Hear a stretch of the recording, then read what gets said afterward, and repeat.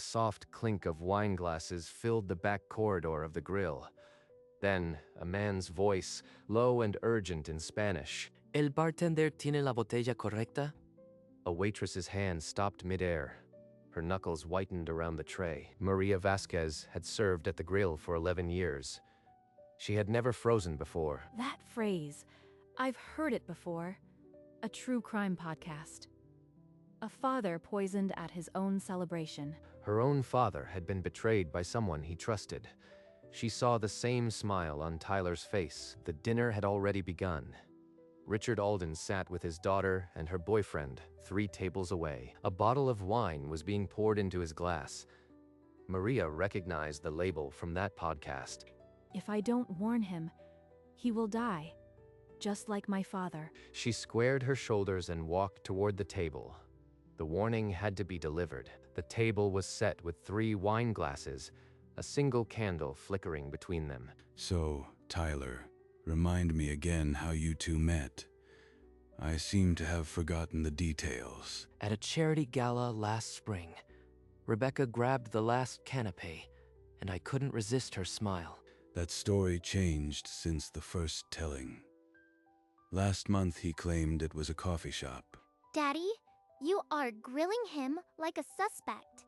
This is supposed to be a relaxing dinner. She laughed, but the sound was brittle.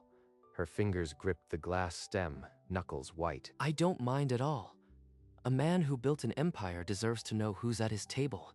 He's too polished, and he keeps glancing at my wine glass like he's measuring it. From the corner of his eye, Richard saw Maria approach with a carafe. Her stride was too purposeful. Something is wrong. My gut says so, and I've learned to listen to it. Maria stopped at the table and began pouring a fresh glass for Richard. Her movements were automatic, polished by a decade of service. Maria, you always take such good care of me. I don't know what I'd do without you. Rebecca didn't meet Maria's eyes. Instead, her gaze dropped to the wine bottle, then flicked to Tyler. That glance. She's checking to see if he's been served the right bottle. The wine settled in the glass, dark and still. Maria's hand remained steady, but inside she was screaming. I saw that same look on my father's face before he collapsed. I won't watch another father die. Richard raised the glass to his lips, the candlelight catching the deep red. Maria's jaw clenched so hard it ached. She murmured something about returning with bread and backed away, her mind already racing ahead. Water. I'll refill his glass with water and whisper the truth. He'll understand. She slipped into the back corridor, her heart pounding. The real dinner was about to begin. Maria reappeared at the table, a fresh carafe of water in hand. She filled his wine glass to the brim, displacing the dark liquid. Your daughter hired him. Do not drink. Richard's face remained unchanged, but his eyes sharpened. He gave an almost invisible nod. So it's real. His mind raced, but his smile never faltered. He raised the glass, now clear water, and took a slow, theatrical sip, as if savoring a fine vintage. To family, he said, raising his own glass, the word dripping with irony. Rebecca mirrored the toast, her smile fixed, but her hand trembled slightly. Play along. Let them think they've won. The trap is set. Maria retreated from the table, her part finished. The hardest words were now in his hands. The dinner continued, the same on the surface, but the current beneath had turned deadly. Tyler, you mentioned a business trip to Lisbon next week. What's taking you there? Just a possible investment in a resort development. Still in the early stages. Daddy, maybe we should order dessert. The creme brulee here is divine. Deflecting. The Lisbon story changed since last month. Now it's about resorts. He took another slow sip of his water, the glass still colored like wine, the act seamless. And does Rebecca plan to join you on this trip? I haven't decided yet. Work has been so busy. Richard pressed his fingers to his temple, a deliberate gesture. Time to shift the game. I think I've had a bit too much wine. Tyler, would you mind driving me home? Tyler's reply was immediate, too eager. but Richard's trap was already closing. Maria slipped into the back hallway, her hands moving before her mind caught up. She lifted the original wine glass from the tray, tilting it to capture the remaining drops. This is the proof. If anyone sees me, I lose everything. In the pantry, she wrapped the glass in a clean cloth and sealed it inside a plastic container. Her phone screen lit the small space as she typed a message to Dennis, Richard's driver. The text was short. "Need you at the restaurant. Urgent, it's Richard." A busboy passed the pantry door. Maria pressed herself against the shelf, heart hammering. So close, but I can't stop. Not after what I heard. She slid the container behind a stack of napkins, then straightened her uniform. The evidence was hidden. Dennis would be waiting when Richard walked out. Richard let his shoulders slump, his fingers pressed to his temple as if warding off a headache. Now to give them what they want. A helpless old man.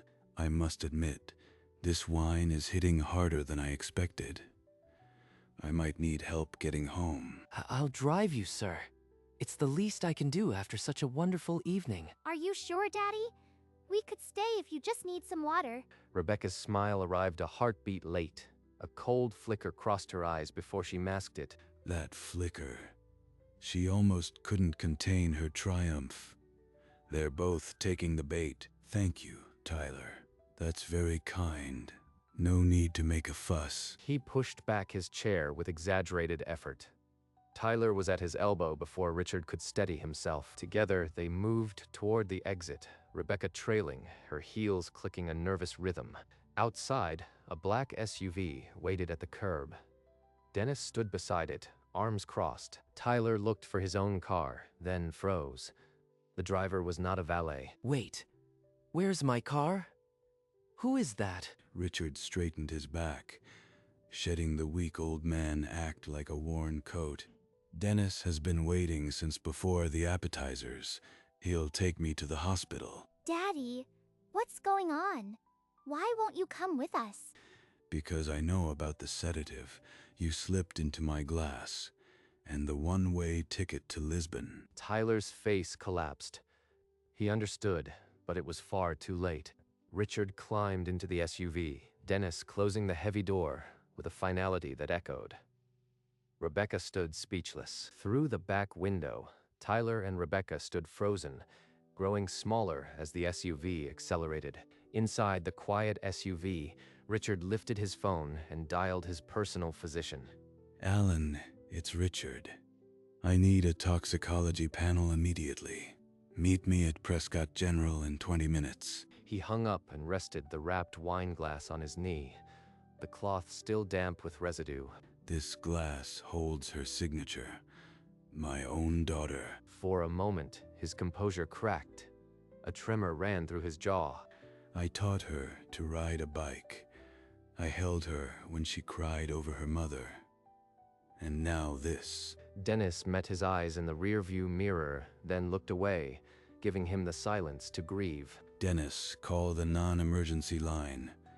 Tell them to send a detective to the hospital. He straightened his blazer, the familiar armor of a man who had buried 2 wives, and now would bury betrayal. The SUV accelerated, carrying him toward the truth he already knew, and the justice he would demand. The hospital's emergency bay doors slid open. A tall man in a white coat was already waiting. In the exam room, the toxicologist held the wine glass to the light, then drew a sample. He spoke without looking up. Flunitrazepam, a fast-acting sedative, enough to incapacitate you within 20 minutes. 20 minutes. He planned to have me unconscious and his hands on my accounts before we reached the house, and Rebecca gave him the passwords. She gave them to him. For the first time that night, Richard's hands shook. He didn't try to hide it. I built that girl's future, every brick, and she chose a stranger and a sedative. The doctor made a note and said the police lab would confirm the results. Richard nodded wordlessly. When he stood, his spine was steel again. The grief had nowhere to go, so he turned it into resolve. He stepped from the hospital, the evidence in hand, and walked toward the next decision. In her high-rise apartment, Rebecca stood by the window, her back rigid. Tyler paced, dragging his hands through his hair. He knows, Rebecca. Your father knows everything. We have to run. Now. And go where? Panicking is exactly what ruins a plan. Sit down. On her bed lay the open suitcase. Between the folded clothes, a passport, and a one-way ticket to Lisbon. The ticket was always ready, Tyler. We'll be in Lisbon by morning, and my father will be in a hospital bed. She never planned to stay. Even before tonight, she had one foot out the door. He won't call the police. He values the family name too much. Now, calm yourself. A distant siren cut through the silence. Then another. They froze. They're coming. Red and blue light splashed across the apartment wall. But the door remained closed. The trap had sprung on all sides. After the doctor left, Richard sat alone in the exam room, his phone in his hand. He opened the photo gallery and stopped at an image he hadn't looked at in years. The screen showed Rebecca at age 7, her legs pumping the air as he pushed her on a swing. Her laughter had filled that park, an echo of a time when she still called him Daddy. He used to think that was the happiest summer. Now it felt like a warning he missed. He set down the phone and stared at the white wall, the weight of the evening settling deep in his chest. Where did I lose her? Was it after her mother died? Or was I never really there? I built an empire for her, but I never asked if she wanted it.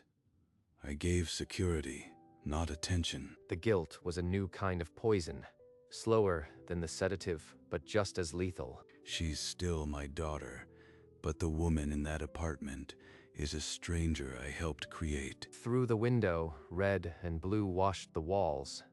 The door crashed inward with a crack that echoed. Tyler's hands shot up. His voice cracked as they pinned his arms behind him. You don't understand. Call Richard Alden. He'll vouch for us. Just call him. Rebecca watched them take Tyler, her face still as a photograph. The only movement was her slow blink. An officer emerged from the bedroom, carrying the open suitcase. The ticket dangled, visible to all. Put that down. My father will have your badge for this. The officer holding the suitcase didn't even glance her way. Another pair of hands pulled her arms back. In a quiet hospital room, Richard's phone buzzed. The alert was from the local news station. Rebecca Alden, 33, arrested for conspiracy to poison father Richard Alden. He stared at the words until they blurred.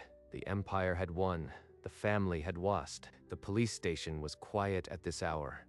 Richard walked through the doors with the same calm he wore into every boardroom. I am ready to give my statement. Everything from the moment I sat down at that table. He recounted the dinner, the whispered Spanish, Maria's warning, and the glass he had kept as proof. When the statement was finished, he asked the detective quietly, I want to see her, just for a moment. The viewing room was small and cold. Through the thick glass, Rebecca sat on a metal bench, her back rigid. Turn and look at me. 12 years I've watched you grow, and you won't even lift your head. He waited a full minute. She never looked up. I used to think I knew what betrayal felt like. This is a new country. He straightened his blazer and walked out of the viewing room without looking back. Now I know. She'll never see me as a father again. I have to be something else. Maria arrived at the station still wearing her uniform from the grill, the starch frayed at the edges. I heard them near the wine bar. The man asked if the bartender had the right bottle. I knew what it meant. She paused, her hands tightening, then she continued, slower, her voice dropping. My father died from a similar betrayal in 2017. I couldn't let it happen again. For a moment, the room seemed to dissolve.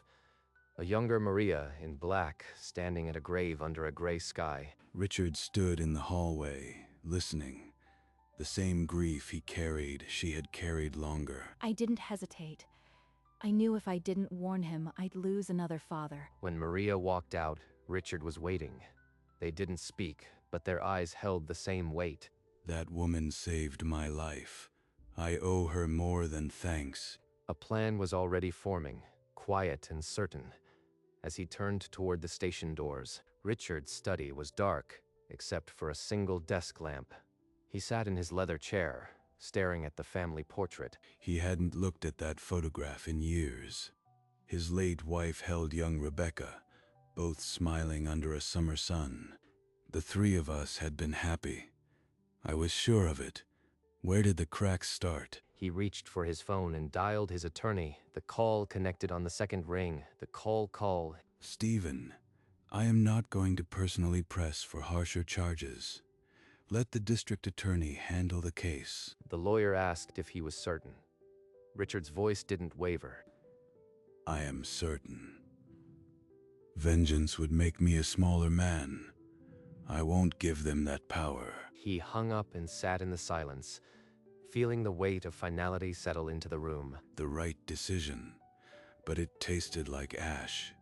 Now the harder debt. He opened the top drawer and pulled out his checkbook. One more account needed settling. He dialed his personal accountant, a man who had handled the Alden fortune for 20 years. Jack, I need you to contact Vasquez's mortgage holder. I am paying off the remainder in full. No questions, just do it. The accountant asked for confirmation. Richard's reply was immediate. Yes, the whole amount. I'll wire the funds this morning. He set down the phone and wrote a check for the exact balance she had carried for 11 years. Then, on a heavy cream card, he wrote a note that took him longer than the check. The note was simple. For 11 years of quiet loyalty, enjoy your home. He signed his name at the bottom, the same signature that had built skylines. By 9 the next morning, the deed of discharge waited on the lawyer's desk. Richard signed it without reading, the final stroke releasing a debt that could never fully be repaid. Morning sun spilled through Maria's small kitchen window as she lifted the crisp envelope from her doormat. She didn't recognize the handwriting, but the heavy cream paper felt important. Inside was a single check and a note folded in half. Her eyes went to the amount first. That number, the exact balance of her mortgage. She had memorized it over 11 years. Her hand began to shake. She had to steady herself against the counter. Then she unfolded the note. Richard's handwriting was precise, old-fashioned. For 11 years of quiet loyalty, enjoy your home. Maria sank into the nearest chair, the letter pressed to her chest. Tears came, quiet and unbroken. Her father had never been saved. But tonight, she had stopped someone else's father from being lost. She sat there as the sun climbed higher, clutching the note, the weight of 11 years lighter than it had ever been. The next morning, Richard walked into the small diner where Maria had worked for 11 years. He ordered a plain coffee. No wine, no pretense. He sat at the counter as if he had all the time in the world. When the check came, he wrote the tip slowly. 22%. Then he tucked a small card beneath the plate. He stood before she could bring the check. He wanted her to find it on her own. Maria emerged from the kitchen, wiping her hands on her apron. She saw him, and her breath caught. He didn't look like a man who had nearly died. He looked like a man who had found his peace. Their eyes met, no words needed. Richard gave a single, almost imperceptible nod, the same nod from that night. Maria picked up the receipt. She saw the tip, 22%, and the card beneath. The card read, "For the highest act of loyalty. Thank you, Maria." He pushed back his stool and walked toward the door, leaving her standing with the note in her hand. She watched him go, and for the first time in years, she smiled. The SUV door closed with a soft thud. Dennis pulled smoothly into the morning traffic. He watched the diner shrink in the side mirror. Her smile still lingered in his mind. That moment meant more than the check ever could. She had given him back something he thought was lost. He thought of Rebecca, locked in a cell, and the pain that would take years to fade. Maybe someday I'll visit her. Not to forgive, but to understand. He loosened his tie and let out a breath that felt like a decade old. The company can wait. There's a world I haven't seen beyond the office walls. Outside the window, the city began to wake. He watched the streets he had helped build. It was all built on a lie of control. Now he had none, and it felt lighter. The SUV turned toward the lake, toward a quiet house that would need less armor now. Back in the diner, the receipt still lay on the counter. 22%, a number that would mean nothing to anyone else. Maria lifted the small card and traced his handwriting with her thumb. She tucked it into her apron pocket. 11 years. And one sentence that meant more than a lifetime of words. She walked to the window and looked out at the city waking up. The note stayed close to her heart. Across the city, the steakhouse sat quiet in the first light of dawn. The amber lamps off, the table still. 12 hours ago, a whispered Spanish phrase had nearly ended a life. Now, the only sound was the wind.